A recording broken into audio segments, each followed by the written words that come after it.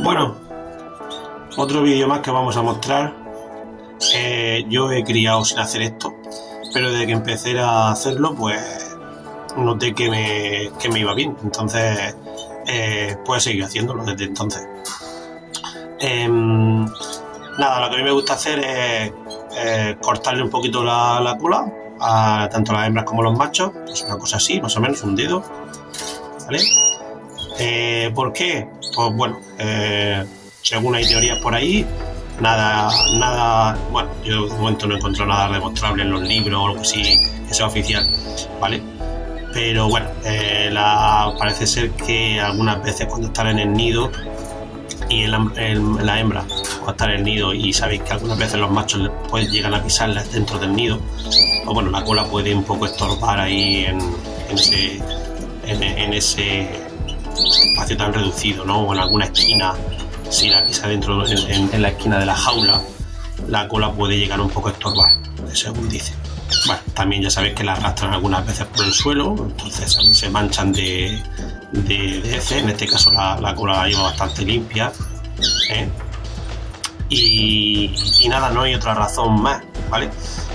A mí me gusta hacerlo y también me gusta desde que lo hice, y también una forma de marcarla, y como digo, un poco pues tiene algo que ver un poco con la higiene y eso, y un poco de pensar en que en un momento dado podría estorbarle a la hora de pisar, al igual que hago ahora con el plumón que hay, justamente este plumón que hay aquí debajo de la cloaca, estas plumitas que hay aquí, ¿vale? Estas plumitas pequeñas que hay debajo de la cloaca, también me gusta quitárselas para limpiar la zona de la cloaca, facilitando un poco así, por así decirlo, el acceso a la cloaca del macho, ¿no? A la hora de la reproducción. Fijaos.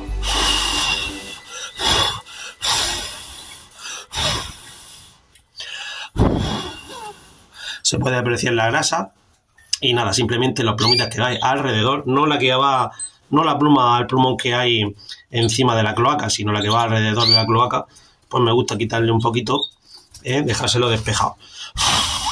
¿Veis? Pues se apreciará que es difícil ver. Se ha quedado limpio, aquí queda el plumoncillo y ahora lo que voy a hacer es cortarle, lo que he dicho, un poquito la cola, ¿vale? Mira, más o menos quitarle un poquito menos de un dedo. Se queda recta, limpia, y con eso pues le ganamos un poquito de, pues eso, que tengan un poquito más de espacio, y ya estaría preparada. Si tienen bien la uña, esta al ser nueva, mirad, las uñas las tiene perfectas, pero perfectas. Las patitas también van bastante limpias, no están escamadas. Es una hembra nueva, ¿de acuerdo? Aquí su número de anilla, y seguramente esta vaya a ser utilizada de nodriza, ¿de acuerdo?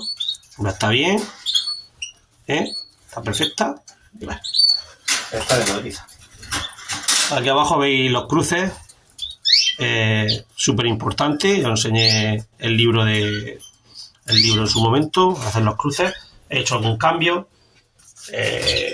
Luego a última hora seguramente, pues bueno, a lo mejor suele pasar que a lo mejor tenemos acceso a algún pájaro que nos ha gustado durante el año, pero de algún amigo, pero a lo mejor lo tiene ocupado, no sabes si al final podrás criar con él o no. Entonces, bueno, se puede decir que el arma secreta, pues bueno, no está ahí apuntado, a lo mejor aparece un cruce a última hora que se cambia y bueno, normalmente suele ser, como digo, de algún pájaro, algún macho que te gusta mucho, de algún criador amigo que al final acaba en tus manos y bueno, y prefiere hacer ese cruce a uno de los que están ahí estipulados, ¿vale? Pero bueno, ahora estoy haciendo las parejas, estoy echando las hembras con sus machos.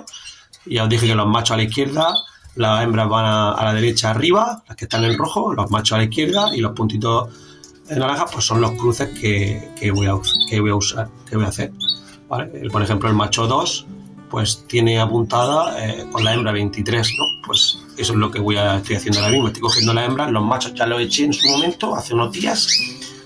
Los machos los eché en los habitáculos para la cría, y ahora, después de 2 o 3 días, pues voy a echar las hembras, porque están en celo, están todos los pájaros en celo, ¿vale? Y eso es lo que estoy haciendo, echándole a cada macho su hembra. Como me coincide que no puedo echar todos los machos al mismo tiempo, me queda el macho 17, como veis ahí, no lo voy a dejar sin echar porque no, las hembras que están estipuladas para él, que son la 67 y la 4, van a estar ocupadas con otros machos. Así lo he decidido. La combinación de primera, al principio, pues suele pasar, ¿no? Al tener más hembras que machos, suele pasar que a lo mejor algún macho se quede sin pisar.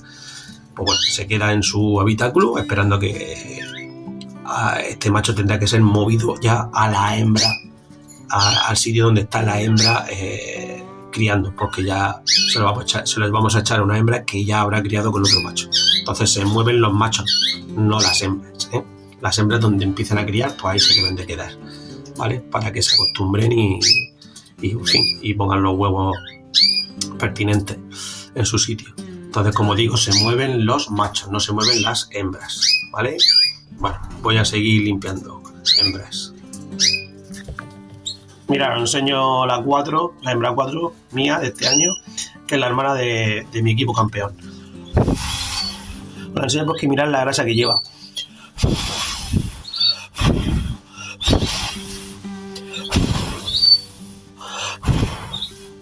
¿Fijáis?